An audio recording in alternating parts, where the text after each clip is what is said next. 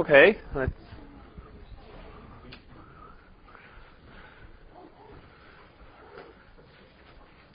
Okay. Well, good noon. Welcome to 240. First couple of things. I hope you found the website and also the notes there. Secondly, also on the website, actually, just when you go to the website, you find a page that's called Updates, and it sort of tells you what the most recent thing is. And the most recent thing now is actually that I posted a homework. The homework is due in 10 days, so I give you plenty of time. And it's pretty much what we're going to talk over the next 2 lectures or so, 2 to 3 lectures. So that will be good feedback that you actually understood these things. And if you have questions, then awesome. Now, rather than months into the course, yes. I have a question about something from last lecture. Yeah. We were talking about N plus poly and N plus diffusion, and I was wondering physically what's the difference between those two things? Okay, they're just totally different layers. But that's a good question. So let's go back to our cross section. Right? We want to make a transistor. Then we put down a layer. First we put down the gate oxide. I don't draw this, but this is the gate oxide, right? And then we put down a sheet of polysilicon, half a micron or a micron of polysilicon. And then we etch it away everywhere where we don't want to have it, where we don't want to have gates or interconnects out of poly. Okay. And then we actually use the ion implant, and we implant everywhere. It also implants into the into the poly, but the poly shields the ions. They can't get into the substrate underneath the poly, but it puts it here, and then here there would be maybe poly again or field oxide or so. Doesn't get there. So here we get now N plus, and here we get poly. Okay. And so the poly is used for gates and can also be used for interconnects or resistors or so. And the diffusions, well, they are used to make the source and drain junctions of the transistor. Okay. So they are physically quite different things, but they are both semiconductors, conduct somewhat. Right? And yeah, so okay. Other questions about last year, next year? Okay, so, I hope that I kind of motivated you that we need to really look at devices. There are some things that are special, and although I said that the really big thing, of course, is transistors, and we're going to get to those today, there are a few other things that we need to look at too. Sometimes we need resistors, and we definitely need lots of capacitors. So today we'll finish up with the resistors. And then we'll talk about capacitors, and hopefully we'll get a bit into transistors. Okay. So, well, we've talked about how to make resistors, right? And we've seen that if we are not careful, a single resistor may take more chip area than all the other circuits. In fact, it may just take the entire chip, right? So one thing that helps there is to use a process option, in that case a silicide stop option. And actually that's also something somebody asked me about last time, a very good question. For both the poly and the diffusion, they are normally silicided. What it means is that once this thing is made, everywhere on the chip, or everywhere where this layer at least is put down a layer of titanium or something like that. Then it's put in the oven, and that forms a relatively well-conducting layer here at the surface of our junction. If you're a digital designer, heck, that's exactly what we want. And frankly, often in analog design, that's also nice that we don't have a big resistor in the source of our devices, right? But when we want to make a resistor, then it's just the wrong thing. So silicide is not a process option. Silicide is what we get all the time. In a modern process, it's just in there, right? Sure, they have to do something extra, but they give it to us because the technology would be not very good for digital guys otherwise, and all their customers would go to the competition, right? So what we want is a silicide stop option. We want the opportunity to remove or not even put down that layer. That takes an extra mask, and so another few $1,000s or maybe $10,000 on making the chip. In fact, how much does it cost to make a batch of wafers? If you have an idea, you want to fabricate it in a 0.13 micron technology, how much does it cost? I take my sweater off afterwards. You tell me the answer.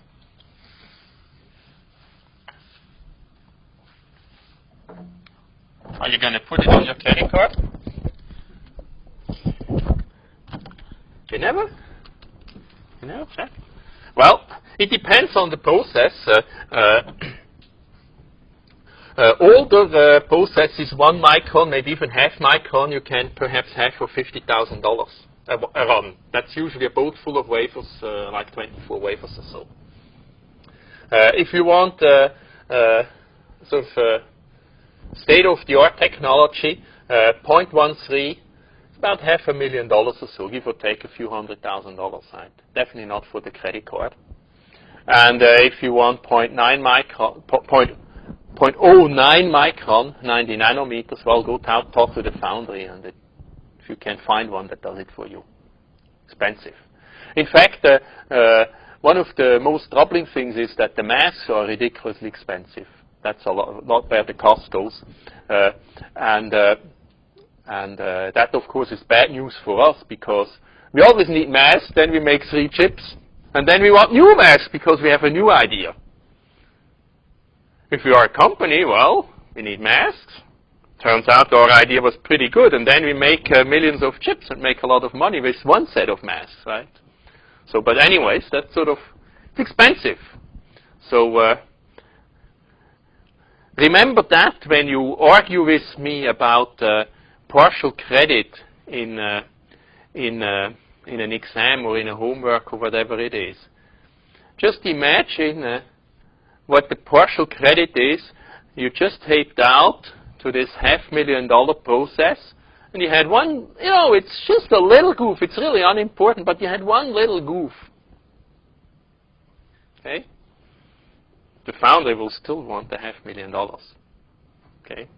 And they will get it another time when you fix that goof. So this topic is, IC design is very unforgiving. Exams are a little bit more forgiving than that, nevertheless. But still, I mean, we need to do a lot of things to get them all right. Okay, so we digressed a little bit.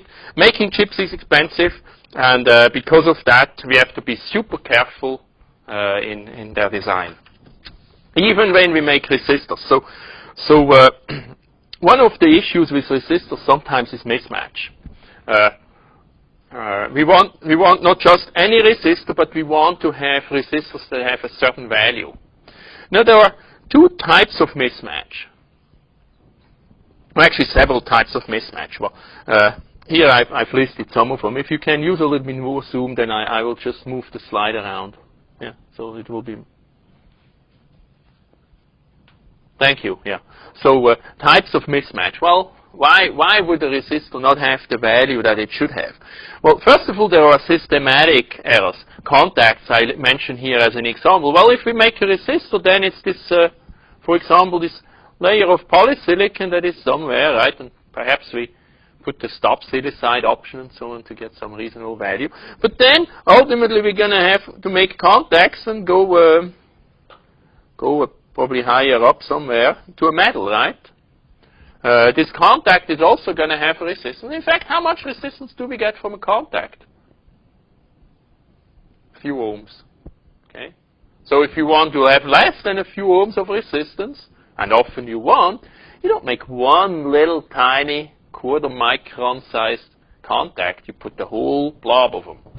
Incidentally, usually you can't make just one huge contact. Any ideas? That's a fabrication problem. The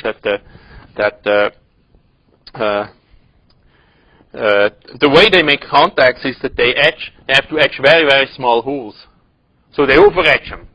Well, if you make a really big thing, it over-etches that big thing to make just a big disaster. Okay, so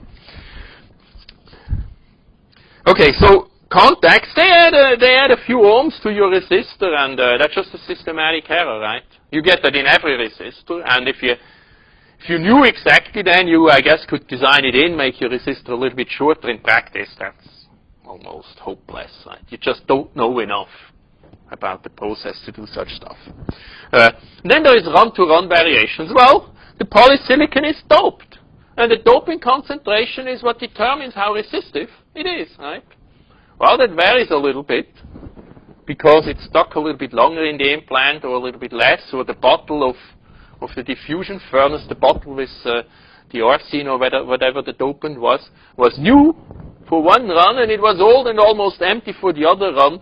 And probably with now all this fancy equipment, the reasons are different, but the end effect is still the same. If you make a run of ICs, you measure the sheet resistance, you get one value, then you do it again, and you get something that maybe is 10% off from what you just had before.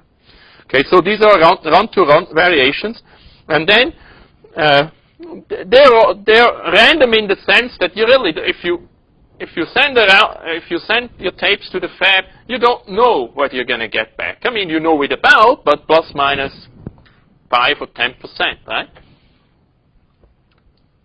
But so in that sense, it's random. But once the run is back, well, you pretty much can measure the sheet resistance on one or a couple of dies. You get a little bit of spread, but a lot less than plus minus 10%. They're all going to be about the same for all the chips. And certainly all the resistors on one chip are going to have about the same sheet resistance. But then on top of that, there are also random variations because stuff is small, right? Maybe more dopant atoms, fewer dopant atoms, or the etching, one resistor came out a little bit narrower than the other one, and so on. So you get random fluctuations there. Okay. So depending. I guess the random variations is sort of the hardest one to deal with. That's pretty much really random, and there are a few things that we can do to sort of minimize them, but you just get them. And the other ones, the systematic and the run-to-run variations, those to a large extent we can actually take care of by circuit design. How? Very important concept of analog design. Exactly. Whenever we can, we use ratios of resistors. We don't use their absolute value. Of course, if you make a band gap reference and then you want to have a reference current to bias your amplifiers, you still need an absolute value resistor. But if you make a feedback network, well, then we use ratios of resistors, right? Or ratios of capacitors. More likely that we make the feedback network with. So we use ratios of devices when we can. So in some cases, I mentioned that like for a bias current, we need absolute values. So sometimes we have to do that. Also, if we make filters, RC filters, well, the time constant of these filters are going to be a product of an R and a C. And try as you may, right, you got to get the time in there. And how do you get the time in there? Well, it's because you have an R and a C, and you depend on the absolute value of both of these components, and you get the maximum possible variation and mismatch because of that, right?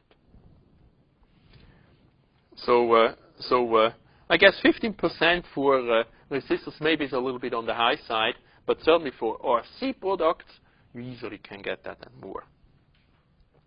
Okay, then very often we somehow can make our problem into one where you use ratios of resistors, and if we at all can do that, then this is what that's what we're going to do. So a feedback network is an example.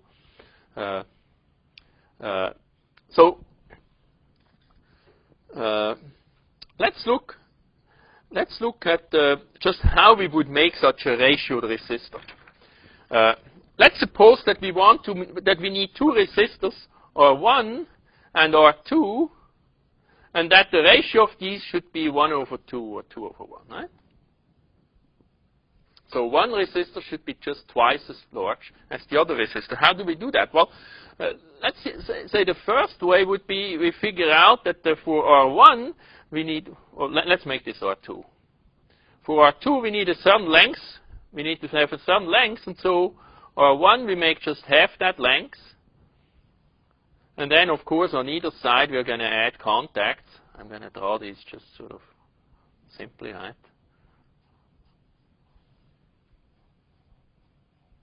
Like this. And now we have two resistors, R1 and R2, and they have a ratio of 1 to 2. Sounds okay? Who is going to do this on his next $500,000 little experiment? Is it going to work?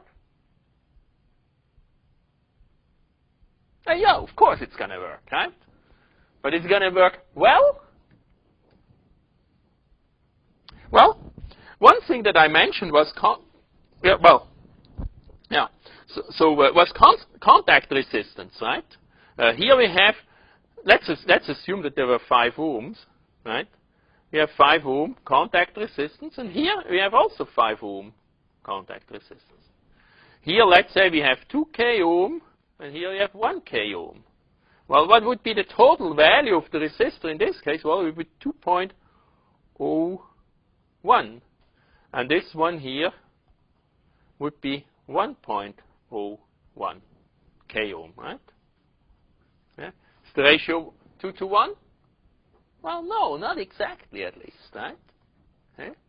So the problem is that, here we have the same contact resistance as here.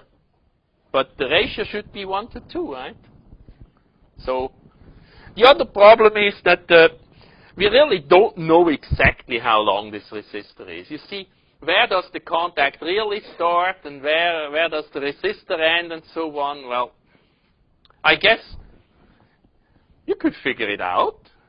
Would make a pretty boring PhD thesis and pretty useless one at that. But we have better things to do. So how are we going to solve this problem? How do we do better? Any ideas? Okay.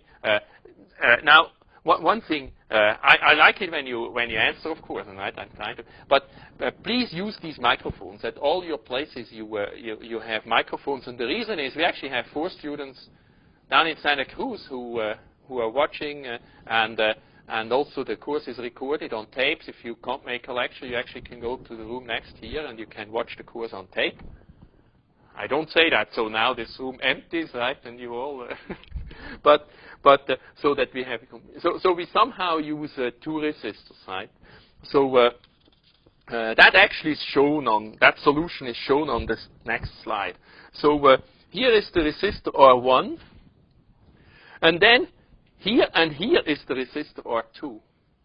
Okay, and then of course we're going to need some wiring, right? To actually make it that we have the 2 resistors. So here we would have then R2, and then we need also wires, something like this. And in between those, we have R1, and let's make the wires out of really thick metal so that their resistance is negligible. Right? Okay. So now, of course, we have exactly the same amount of contact resistance here and here also. So the amount of contact resistance in R2 is just exactly twice that in R1, assuming that we have no random mismatches. Okay.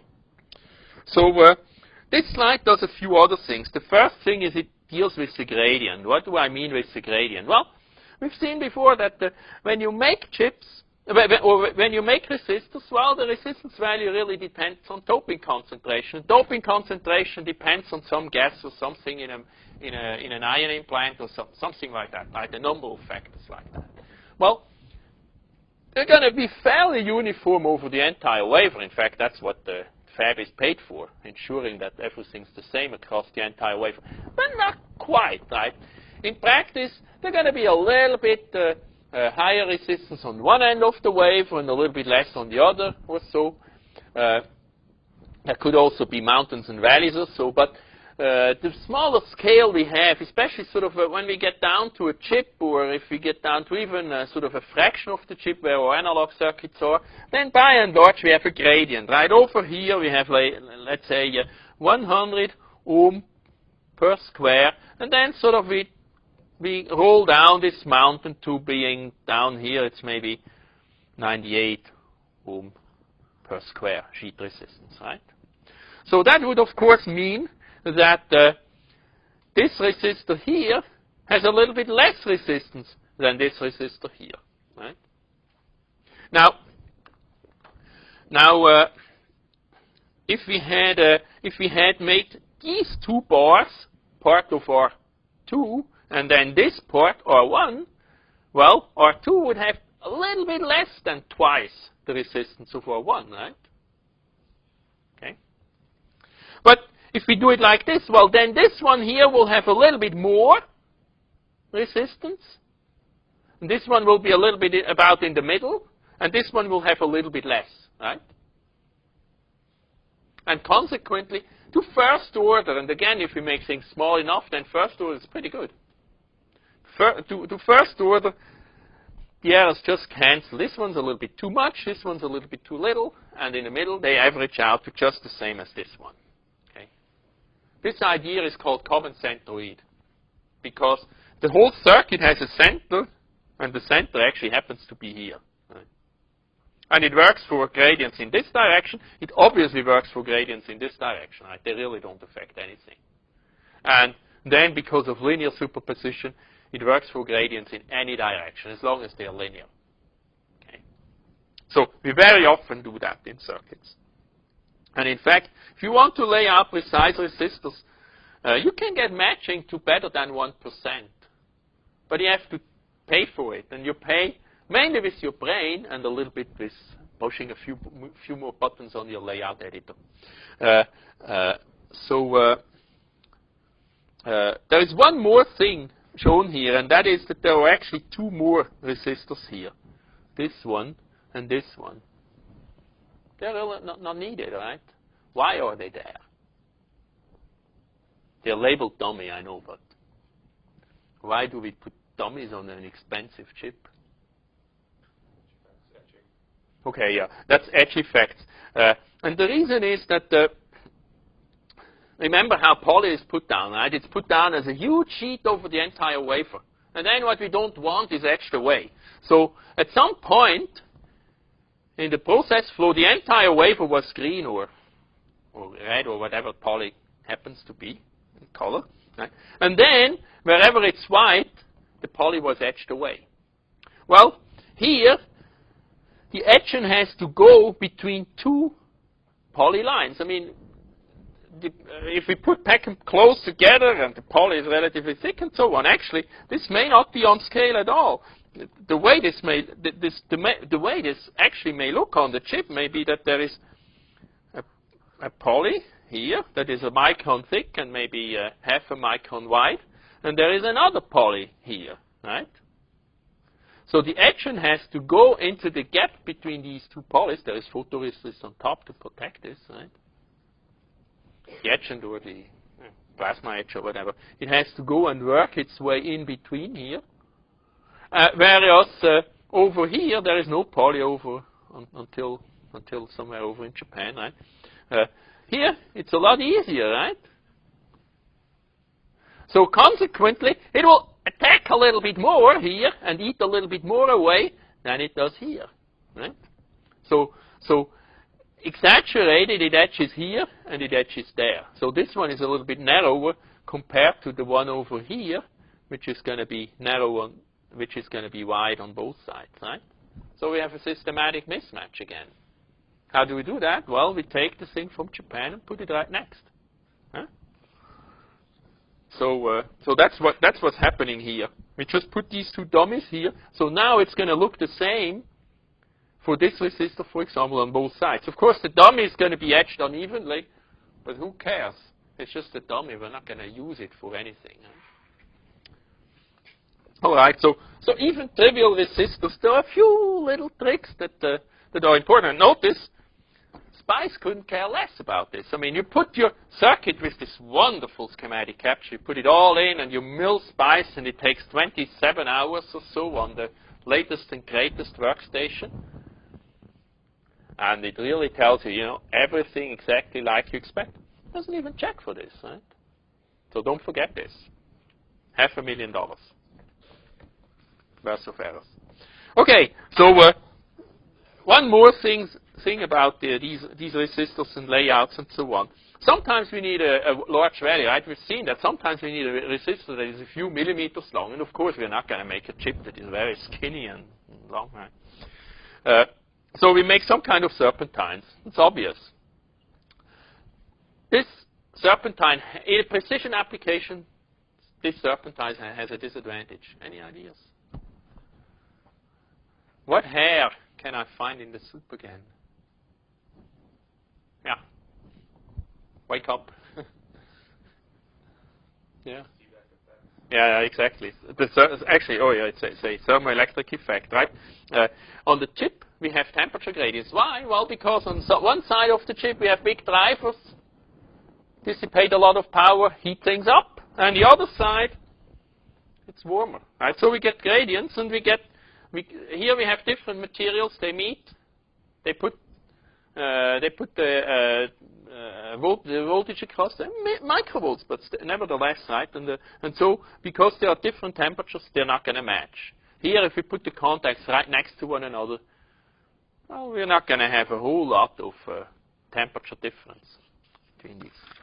Okay, so that's how we make resistors if we need precise resistors. If we need big resistors, and if we don't want to pay the area and they don't need to be so precise, then we are going to use MOSFETs. Why? Well, because MOSFETs are really the best devices that we can get in CMOS technologies. That's what the process is optimized for. And so we're going to use the MOSFET in the triode region. So if we have here ID, and here we have VDS, then the device is going to look something like this, and then ultimately it's going to roll over. And this is the saturation region. This here is the triode region, or also linear region. So here it kind of looks like current is proportional to voltage. Heck, I mean, that's a resistor, so we can try to use it. Well, there are even equations that explain how this is proportional, and this is the current in a triode region, without doubt. You've seen this, right? So we can calculate the small signal resistance. In fact, that's the slope here. Okay, and I did that here, and it's a derivative, and so 1 over that is now the resistance. So this resistance, actually here there is this term if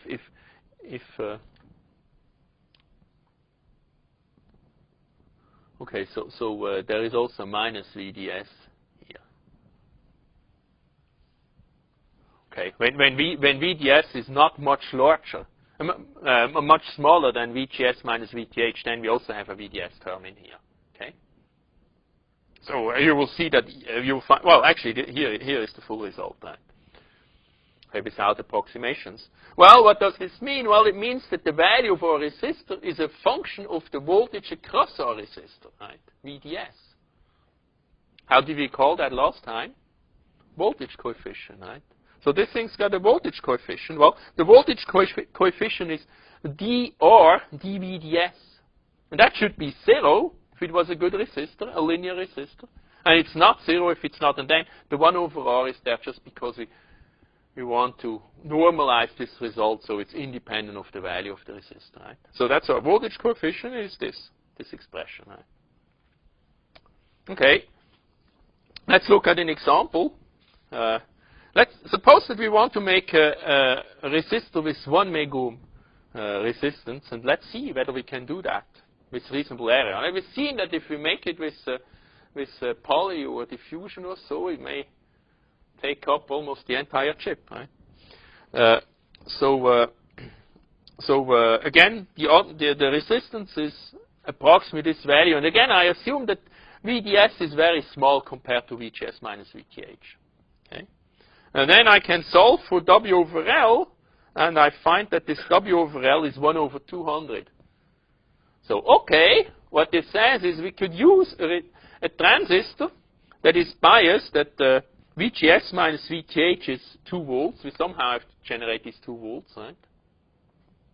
And the size of that transistor that we use as a resistor is, let's say, 1 micron wide and 200 micron long. Not bad, right? I mean, it looks a little bit strange because it's so long and so narrow, but not bad. It sure is a lot smaller than if we had made it out of poly, this resistor. What about the voltage coefficient? Well, at VGS minus VTH, it's 1 over VGS minus VTH. So we want this small, 0, ideally. So we want VGS minus VTH large. Well, but we have a 3-volt process, and the threshold voltage is, it's less than 1 volt, but right, and then we need also some range and so on. So altogether, all said and put together, it's hard to make VGS minus VTH a lot larger than 2 volts. And then that translates into a voltage coefficient of 1 over 2 volts. Right? And so in ppm, this would be 500,000 ppm. And it's not even on the scale of the slide where we sort of list the performance of various resistors. But they are useful. First, such MOSFET resistors are used in a class of filter called MOSFET C filters. They actually do a little bit more than just blindly use these MOSFETs in triode region. They use differential circuits and a few other tricks in order to first order cancel their nonlinearity, which nevertheless is significant. The other thing they do is they like to operate with 5 volt or 10 volt supply. Well, yeah, okay, so you can see how many of these filters we built today. Right? And the other thing is they like to be used in applications which are not that terribly critical, right, in terms of linearity at least. So sometimes useful. One case, so this is a sort of a concept, diet at your own risk. This is an actual application here. In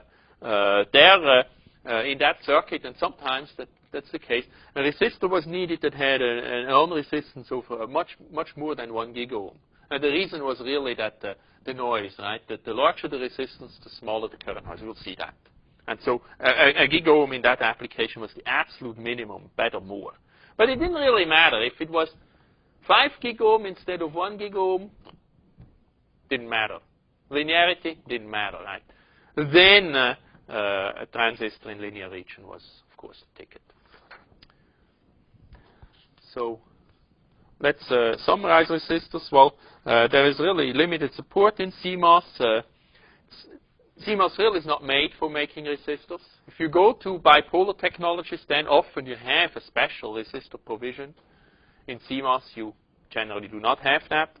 Their cost in terms of area, compared to a FET, a resistor, even if it's a small one, typically it's just a monster. You can, if you look at the die with your eye or in a die shop, you will see the resistors. You probably can't see the transistors. And then they have non-idealities, voltage coefficients, temperature coefficients, run-to-run variations, and so on. So we really use few resistors. We use them only when we absolutely need them.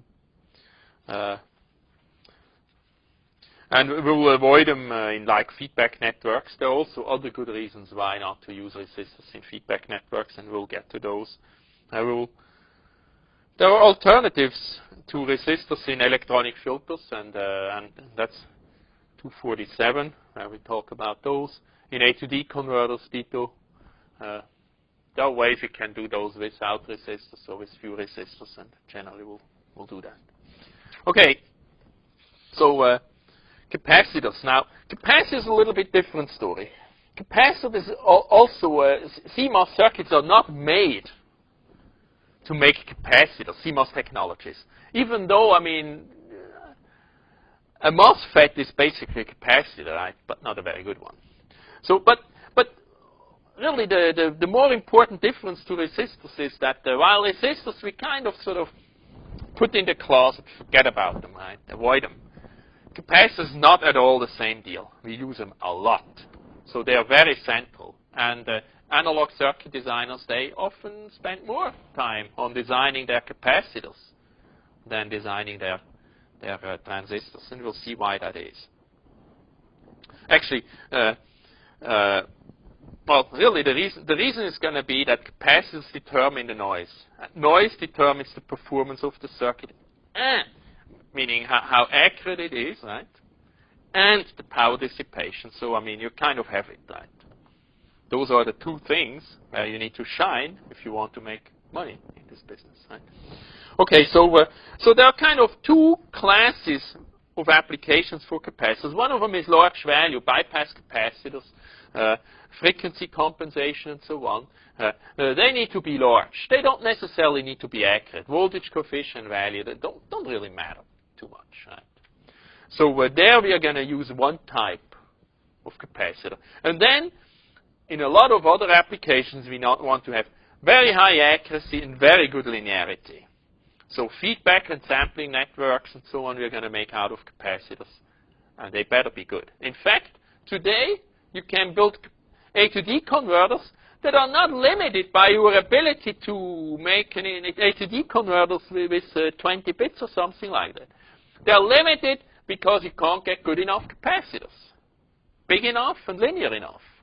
That's why you can't make, if we could make large enough and good enough capacitors, we probably could make a 20-bit A to D converter. Because we can't, well, we can't. Right, so, okay.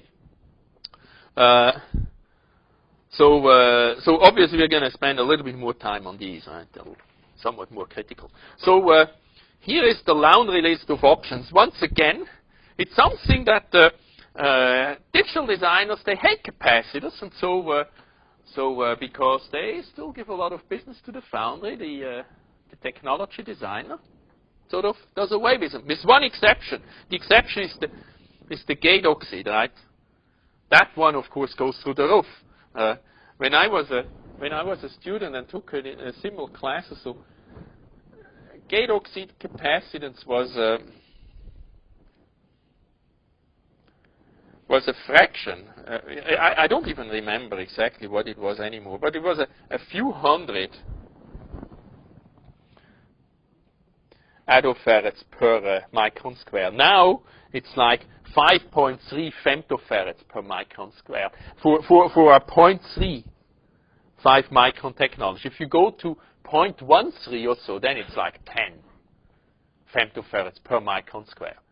So even with micron, right, in 1,000 micron, you pick up like 10 micron square, you pick up about 10 picofarads. Well, that's an area of only 30 by 30 micron, right? So you actually can make pretty huge capacitors out of gate oxide. They have a couple of disadvantages. One of them is they're nonlinear. And they depend on temperature, right? Have a relatively large temperature coefficient, whatever is the reason. But and then the other thing is sort of practical. If you make it too big, heck, I mean, why is the gate capacitance so large? Well, it's because the gate oxide is basically zero thickness, right? Well, so if you make a huge area of this gate oxide, chances that somewhere almost zero is really zero, or not non-zero, right? And so potentially, if you make really big ones, you can cut the yield of your IC. You'll find out, right? Okay, so then any sandwich of metal layers and so on, they of course, digital designers hate it very much, but they also form capacitors in between them. And they have a couple signals, slow things down, and so on. So that's why process designers make the gap between metal layers relatively large. And the digital designer doesn't care, but the pitch of the metal wires should be fairly narrow, right? Because they want to pack a lot of wires in a small area. And guess what? By now, if you want to make a big metal capacitor, you don't make it by stacking a lot of metal layers, right, that are relatively far apart? No. You make them, and I have to put in a reference to this. This is called some fractal capacitors. So you make it something like this, right? The metal looks something like this, and then, because they pack it so tightly, metal is just next to it again. Right? So you make lots of fingers, and you really rely on the capacitance between these fingers. And then there is another one that you probably also slot like this too. Next level up. Okay. So that's one way to make capacitors. From poly to substrate, we get capacitance, and then we also, of course, have junction capacitors. Junction capacitors, they are relatively big, but the disadvantage is, of course, that they're diode capacitors. They're nonlinear, right? And they have a temperature coefficient also. So increasingly, this is the preferred option on how to make capacitors, metal. And the reason is that now we have like 5 or 8 or 10 layers of metal and so on, which just can get a lot of capacitance that way, right? Even though individually the metal to metal per layer or so, the capacitance may not be that big. Yeah. Why is there a bulk to metal capacitance? Beats me, but you know, one of the reasons may be that if I have a capacitor like this, and I put now a voltage on it, then I get a force that attracts these two plates, right? Well, I don't know that, but I guess, unless one of you has the real explanation, my sort of hypothesis is as good as any. It just squishes whatever is in between a little bit. You know, it's not a whole lot. Again, it's measured in ppm, right? But does something. Right? It could also be that there are actually carriers or traps or so in the whatever the insulator is, and that they somehow move around, or what do I know? Right? It's one of these things where, okay, I mean, that's what you give me, so I'll live with. I try to live with it. Right? And if I need something better, I'll look for another foundry or pay more money. Okay, but so the in poly, well, actually, this was the temperature.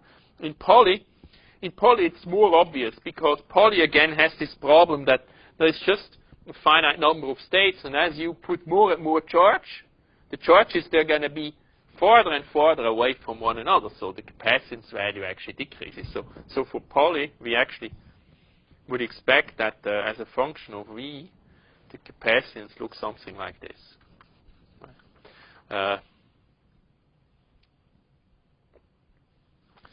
So presumably this should be a minus sign here.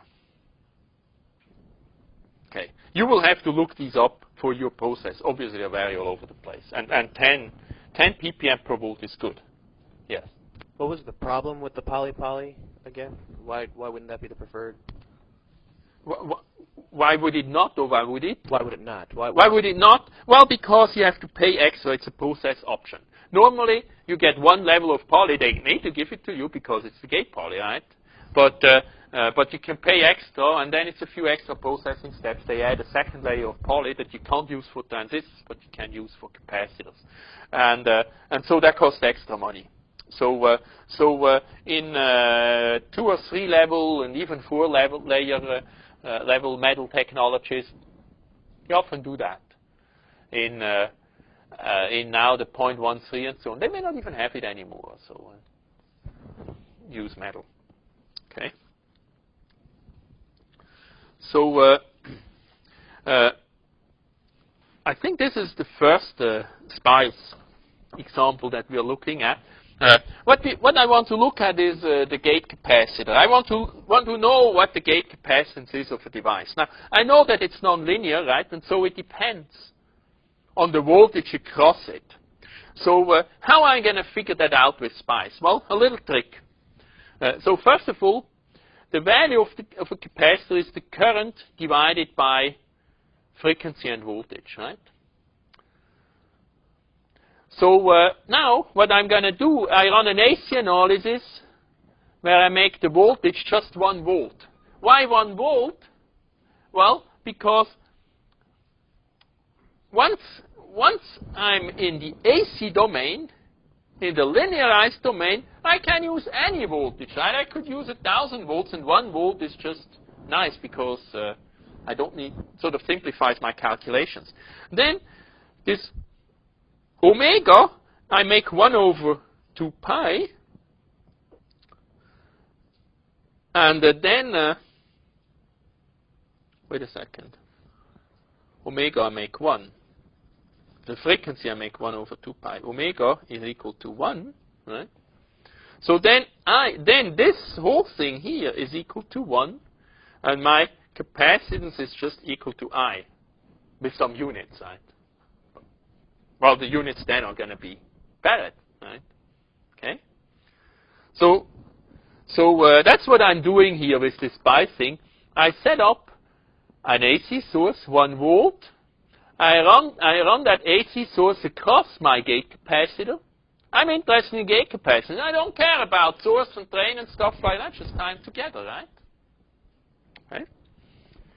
And then I want to know the current. Well, how can I know the current with SPICE? Well, I just put the voltage source with 0 volts across here, and this is actually my ammeter. Okay, that's how we measure current with SPICE. Right?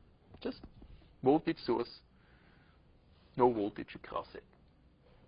Okay, and then I do an AC analysis, but I'm not sweeping the frequency because I've already set my frequency. Omega is equal to 1.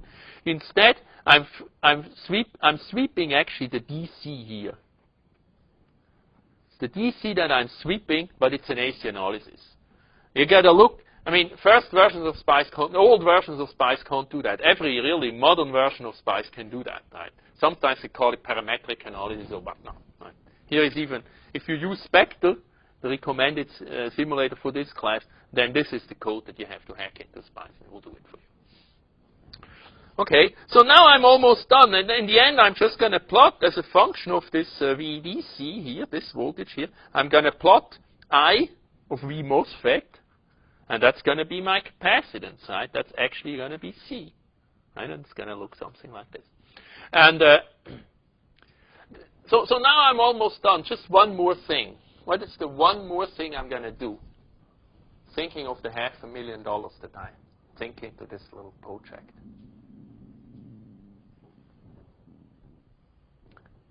I take out an insurance policy. You know, this was relatively clever.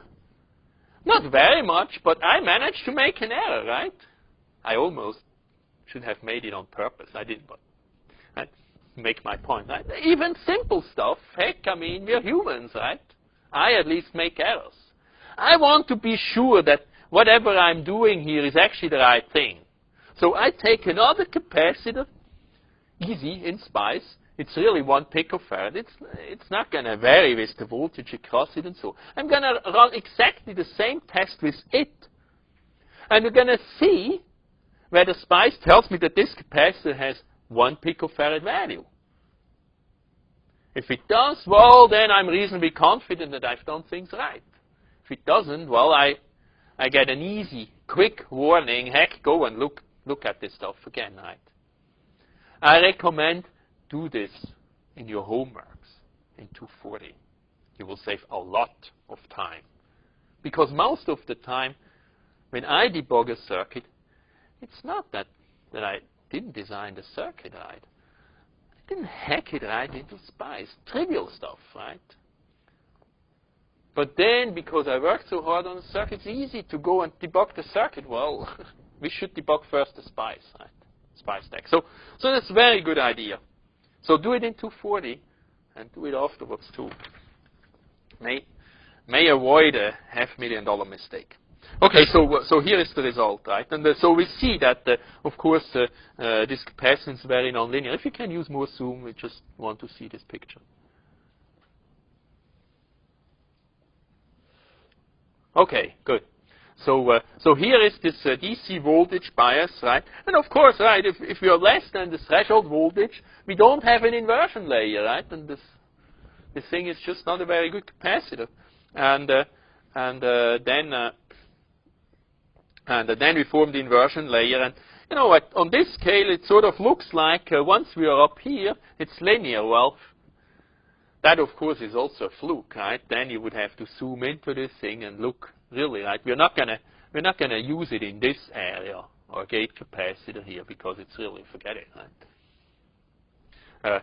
Is it linear here? Well, then you got to blow this up. You have to, yeah, you can't do it that easily. You have to blow this up, right, and look at it in more detail. And who knows whether SPICE is accurate for this or not, right? That's not exactly the job for SPICE. Okay, so poly-poly capacitors are another possibility. Now there is a few things that we should talk about them about poly-poly capacitors also. So let's look at one. And again, we look at them in a cross section. So poly capacitors are made out of two polys, a poly 1 and a poly 2. One of them is also going to be the gate oxide. Which one depends on the process, right? So what we're actually going to make here is we're going to make 3 capacitors. This one. And then there is also, because capacitors don't have to be parallel plate capacitors, right? There is also a little bit of capacitance like this. So this is really C, the capacitance that we wanted to make. And this is the capacitance that is associated with the top plate of the capacitor that we made. And this is the C that is associated with the bottom plate of the capacitor. So when we make a capacitor, then we get really C, right? And so we have these two terminals, and then from C we have 2 capacitors. One of them is the C top, and one of them is the C bottom. Now, it really depends on how you've made your capacitor, but these C top and C bottom obviously are not exactly things that we wanted, right? We get them for free, and thank you very much, but, you know, I mean, take it back. But they're going to be there.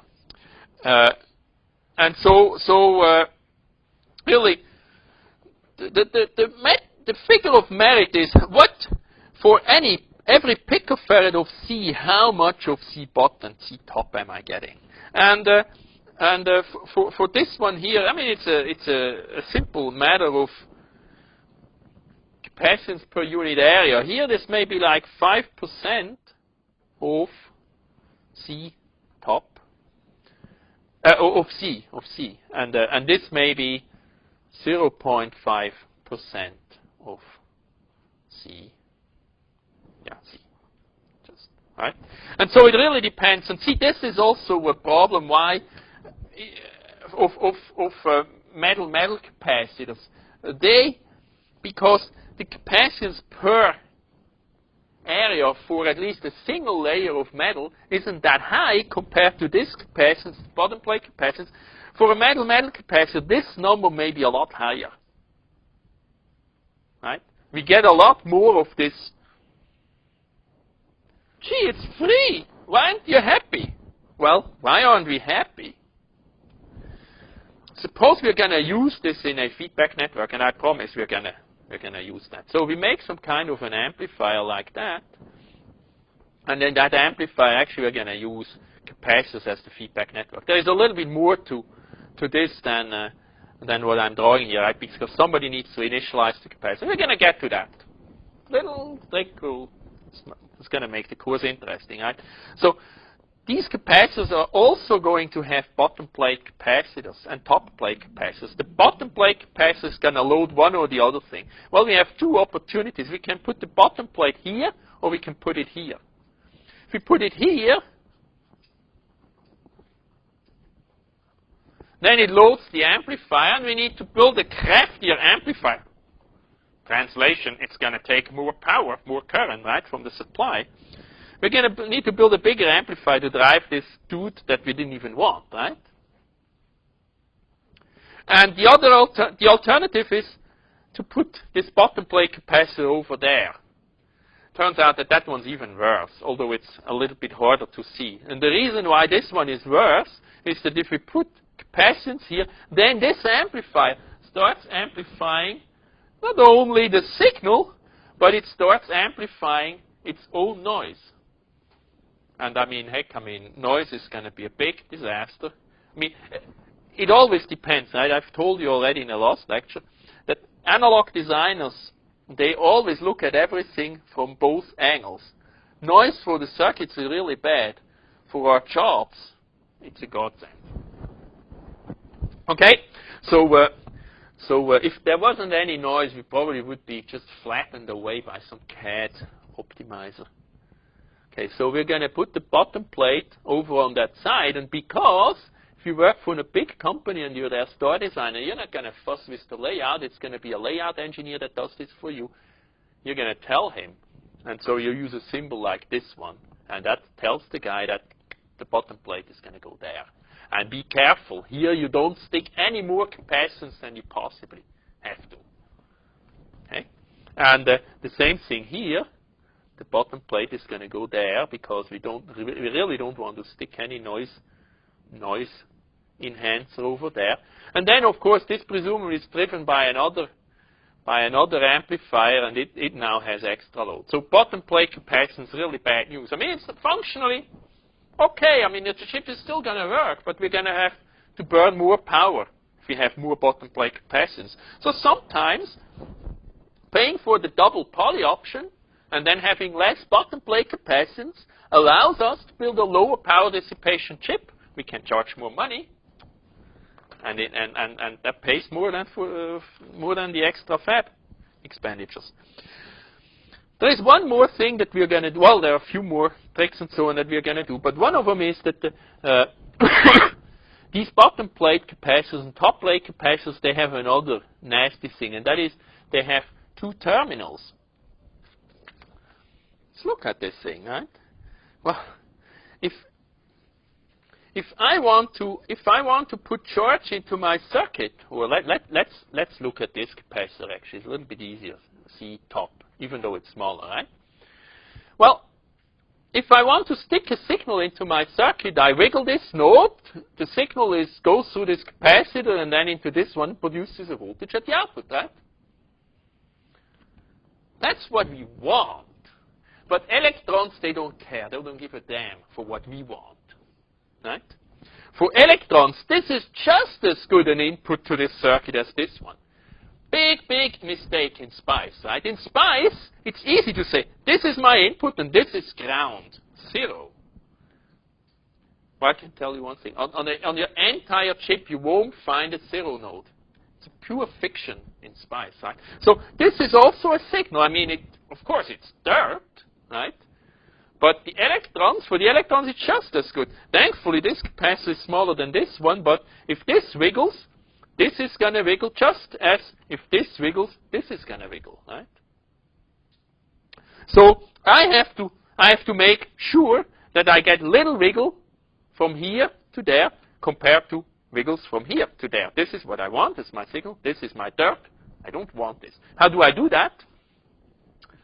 Again, as an analog designer, we don't do just one thing. We do everything we can do. The first thing is we make this one small. Right? Well, we stuck the top plate capacitance there. That already is a good thing, right? Better than the bottom plate. So here we have another reason, actually, for doing that. The other thing is we're going to make it that this is not going to wiggle. Granted, we don't get that wonderful node 0 that we take for granted in SPICE, but maybe we can have a potential somewhere in our chip, an analog referencer, so that maybe we block with a huge capacitor that is actually off chip, right? That's not going to wiggle nearly as much as other stuff, right? For example, our substrate. So we really don't want this terminal to float over substrate. We want that it floats over something that we stuck there and that doesn't wiggle, right? How are we going to do that? how we're going to soup this layout up just a little bit that it works even better. We're going to put the shield here. And what is it we're going to use as shield? Well, okay. So we put this all this thing over an anvil, and then we tie this to something quiet.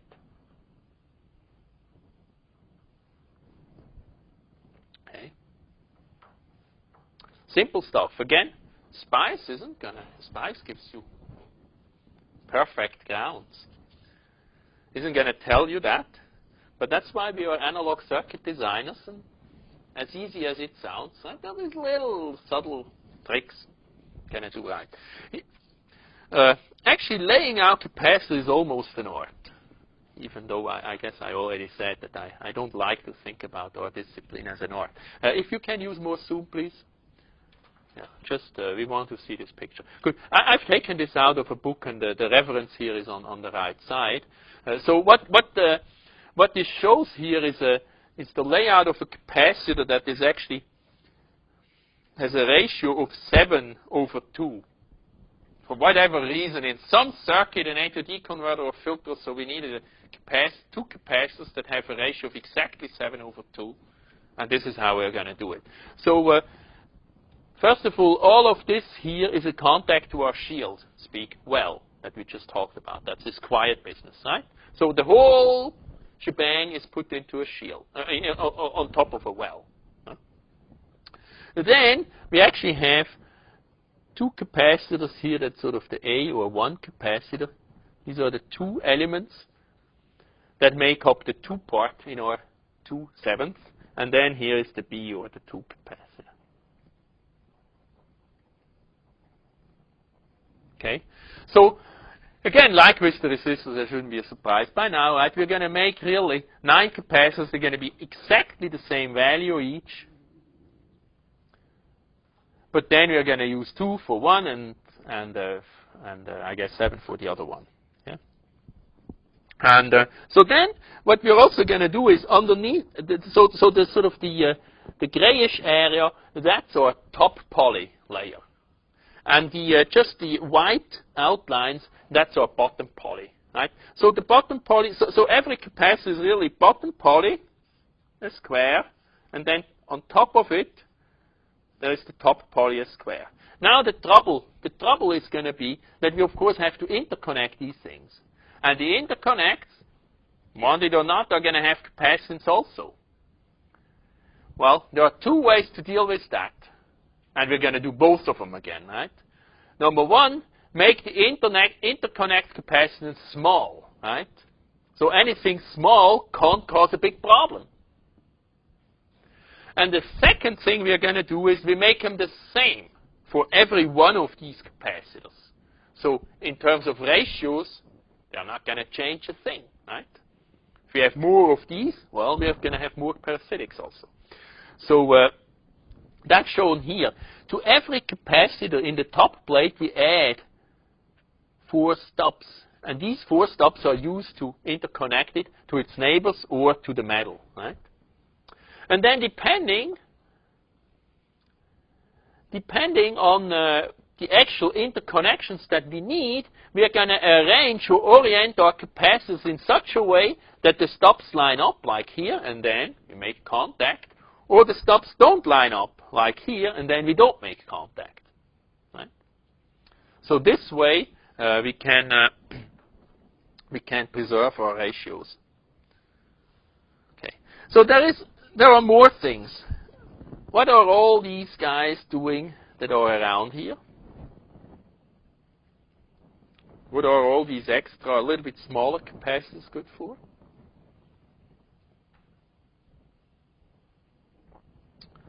They serve 2 purposes. One of them is, one of you mentioned that, just exact same thing, same business as the resistors, right? When we etch these, we want to have the same neighborhood, because then we get the same results. But there is one more thing that affects capacitors and not resistors, and that is fringing fields. You see, the reason we get capacitance is because of field lines. So field lines, they go between the top plate and the bottom plate and do something like this, right? But field lines also stick out on either side. They go between any two conductors, right? Granted, there's going to be fewer field lines, and so we're going to get less capacitance from these guys here than we get from here. Here, really, because we're close together. Right? There's many, but I'm just lazy. But they are going to add capacitance also. Now, the problem is that if we put on a little voltage, we're going to get a little field here. If we increase the voltage, we get more field and more field. Right? These field lines get more and they go further and further. And so consequently, the capacitance of this thing really depends on the voltage coefficient. Right? We really don't like this. Right? We started out with a good one, but now, just because of our layout, we mess it all up. So if we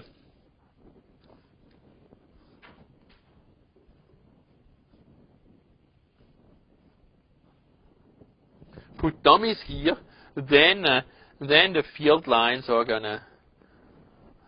not gonna change a whole lot with voltage. So things work out. I guess one of you uses Maxwell or some other fancy simulator can verify this. All right.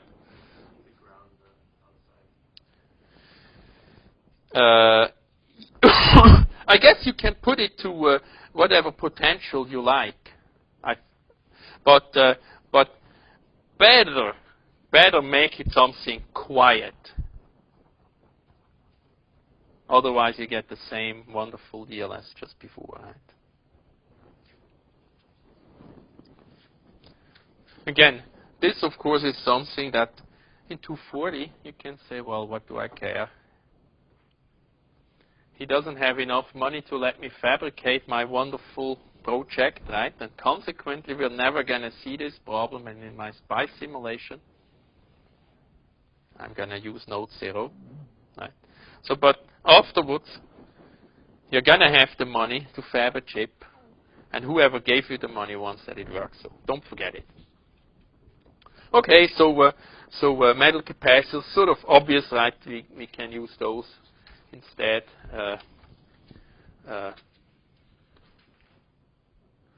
Well,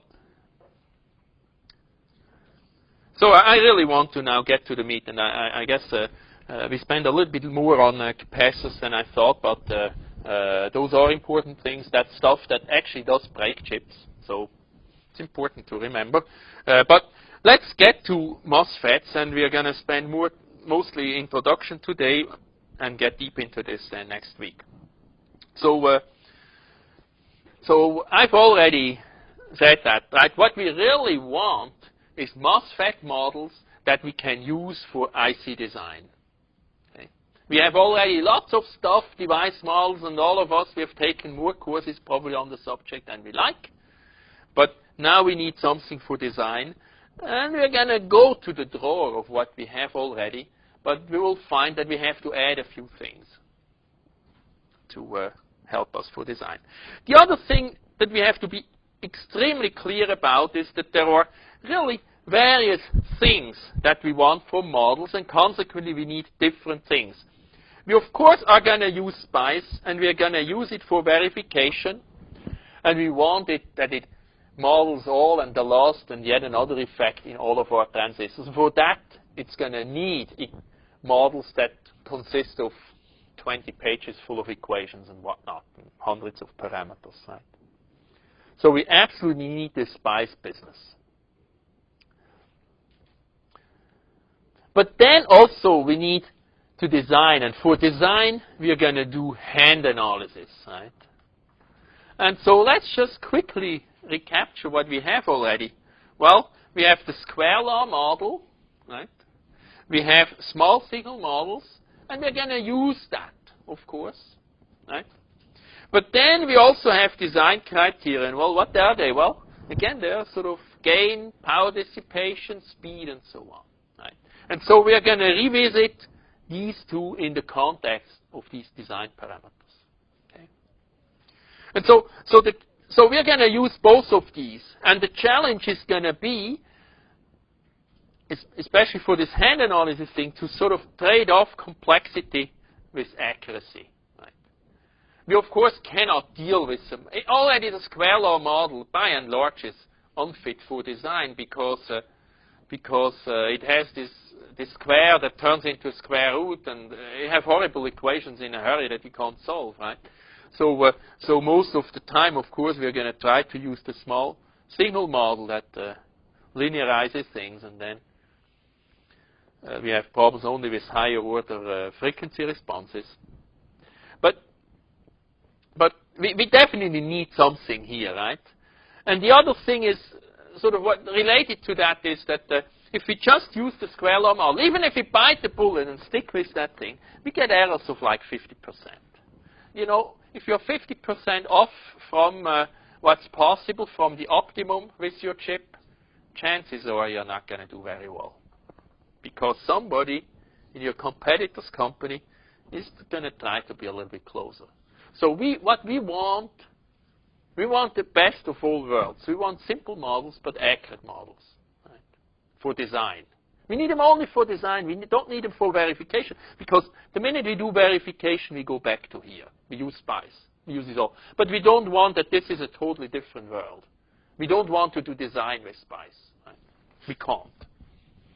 Okay, so models for designers. Well, see, I mean, in a way, of course, this sounds like too good to be true, right? I mean, well, if we could make a simple model that was dead on, well, of course, they would use it for SPICE also. So what's the difference? Well, the difference is perspective. See, when we talk about devices, we can look at them from many angles. One angle is physics, quantum mechanics, I mentioned, or whatnot, right? Stuff that I don't know. It's very interesting, but it just doesn't matter for design. Or fortunately, it doesn't matter a whole lot, because otherwise I would be in trouble, right? And then there is the perspective of the simulator, right? There must be a very accurate model that sort of can be evaluated quickly on a computer. And for design, and I mentioned that already, for design we want other stuff. We want to know how to relate speed to a circuit, right? Or to a device, right? If we want to make a fast circuit, a low-power circuit, so what do we have to do with our device? How do we capture that in a model, right?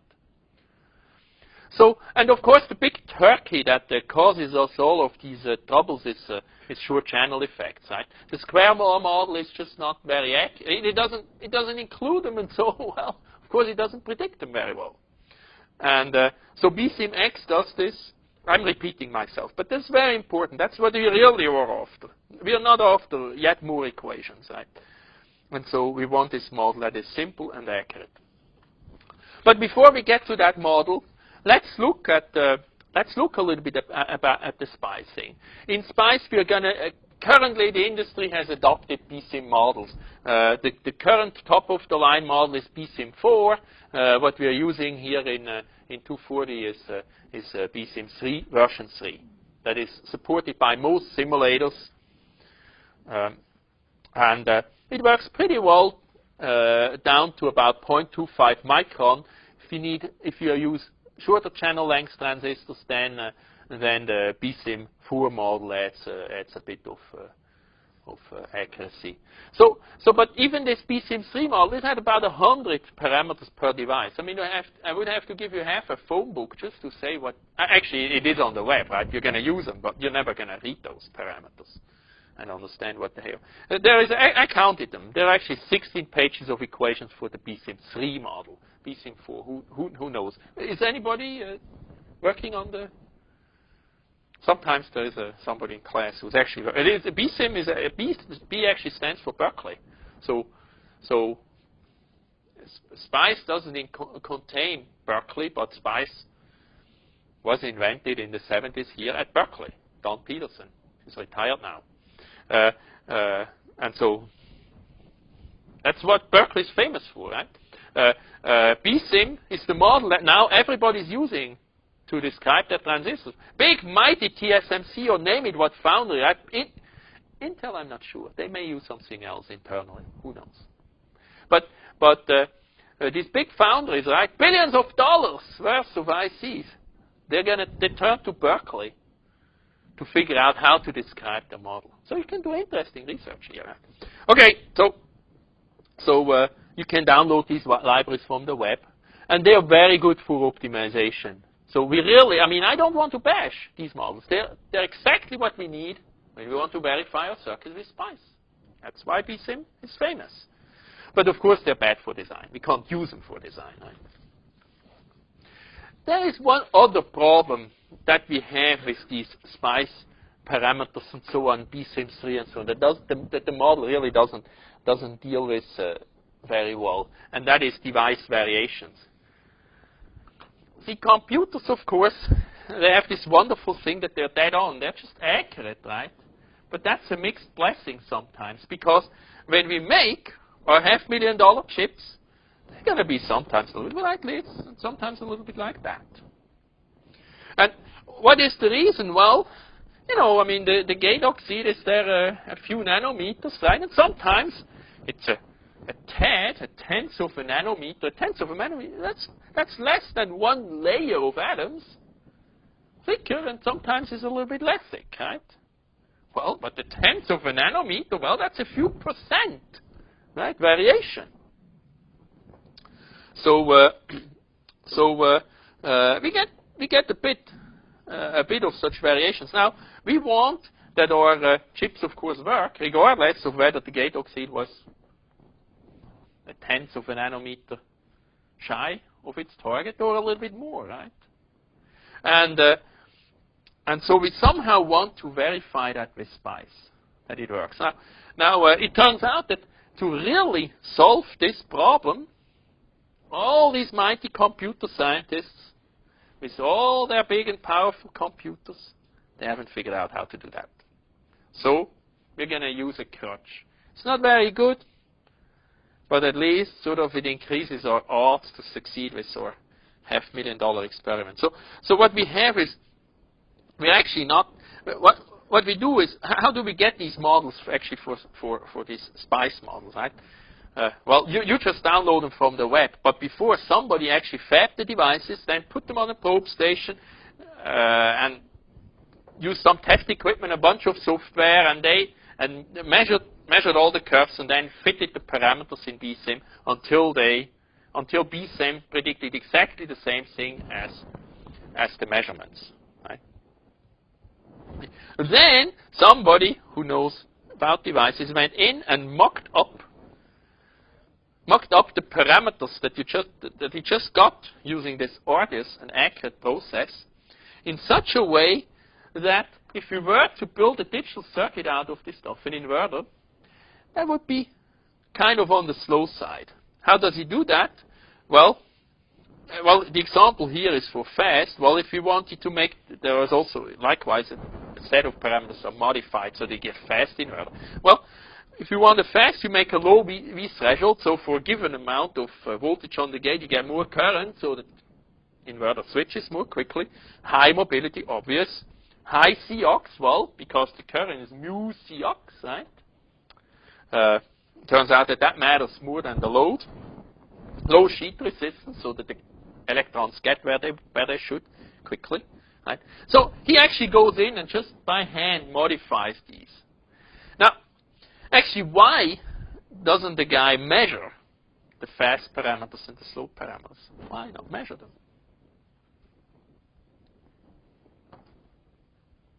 Why not? If you had to, make that a homework. I give you a bunch of devices, and Tuesday you come with measured slow and fast parameters. Why are you going to complain that you can't do this stupid homework? And in this case, sometimes you complain about not so stupid homework, but in this case, you would have very good reasons to complain. Why?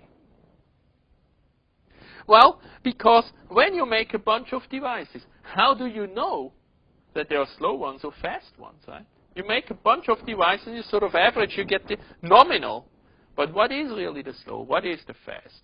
Also, you can't call up the fab and tell them, hey, look, the next run, please, make them the fast ones. Well, if they knew how to do that reliably, you wouldn't have this slow nominal fast in the first place. Right? the reason is we don't know. The best is we can hope, if we do a bunch of runs, what we can hope for is that we get nominal parameters. The other thing is, it's actually extremely unlikely that a run ever comes out to be the fast run. Why? Well, because in one run we may have a little low VT, but also a little low mobility, right? I mean, they don't usually conspire. All of these usually don't conspire just in the same direction. Some of them make things go fast, and some of them make things go slow. That's why this thing is pessimistic, right? So we mock up these slow and fast parameters that are really kind of stuff that just doesn't happen. But we stick them into a SPICE simulator anyways as an insurance policy. Well, if SPICE still thinks that our design is going to work with the slow parameters and the fast parameters also, then perhaps our $500,000 experiment is going to succeed also, right? And then, of course, we are going to do more things, right? We're going to combine this with supply voltage extremes, right? So we're going to run simulations, not just the nominal parameters, but also the slow and the fast parameters, and we're going to run them with high supply, so 3.5 volt, low supply, 2.8 volt, or whatever it is, right? Whatever the spec is for our chip. And we're going to run it also for low temperature and high temperature and so on. And we're going to hope that by testing at all these extremes, that somewhere in the middle of the land, which granted is much bigger than just the edges, right? We are still fine, right? That there is not somewhere in the edges look just all benign, but somewhere in the middle of the land, and we can just fall there. There's a big pillar. Right? We hope that that's not the case. So IC design is some knowledge and some hope too. Okay. So next time we're going to